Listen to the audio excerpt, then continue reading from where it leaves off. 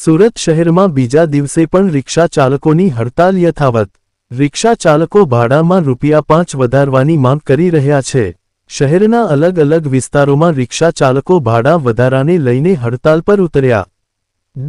ડિંડોલી વિસ્તારમાં મોટી સંખ્યામાં રિક્ષા ચાલકોની હડતાલ। હડતાલના પગલે શાળા, કોલેજ, નોકરીએ જતા લોકો અટવાયા। મુસાફરોથી ભરેલી રિક્ષાઓ રોડ પર જ અટકાવવામાં આવી। અમુક રિક્ષા ચાલકે હડતાલમાં જોડાતા તેઓનો વિરોધ કરવામાં આવ્યો। પેટ્રોલ, ડીઝલની સાથે સીએનજી ગેસ, ઓઇલના ભાવમાં વધારો નોંધાતા રિક્ષા ચાલકોનો વિરોધ। રિપોર્ટર અભિષેક પાનવાલા, सूरत। मेरा नाम रोकी है। आज रिक्शा का हड़ताल है भाव के लिए। गैस का भाव 3 बार बढ़ गया इस महीने में, हमको पोसा नहीं रहा है। और ऑयल के डब्बे पे 50 रुपए एक साथ में बढ़ा दिया गया है, उसमें भी नहीं पोसा रहा है। फोरमैन ने, गैरेज वाले ने, सबने भाव बढ़ा दिया है।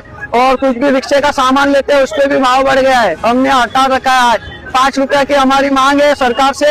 जहाँ 10 रुपया था वहाँ हमने 15 रुपए की मांग रखी है कि हमारे स्टॉप का 15 रुपया होना चाहिए। जहाँ 15 था वहाँ भी 5 रुपए की मांग है हमारी।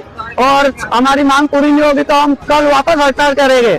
हमारी मांग पूरी की जाए, यही सरकार से हमें राय है। और हम किसी को हानिकारक पहुंचा नहीं रहे, शांतिपूर्वक हम आंदोलन कर रहे, ना लड़ाई झगड़ा कर रहे, ना किसी का नुकसान कर रहे, मारपीट नहीं कर रहे, बस शांतिपूर्वक। और हमारी सहमत में पुलिस वाले साहब ने भी आप मंजूरी दी है, आप देख सकते हो पीछे, उन्होंने भी कहा है शांति से आप अपना आंदोलन कीजिए, किसी को नुकसान मत करो।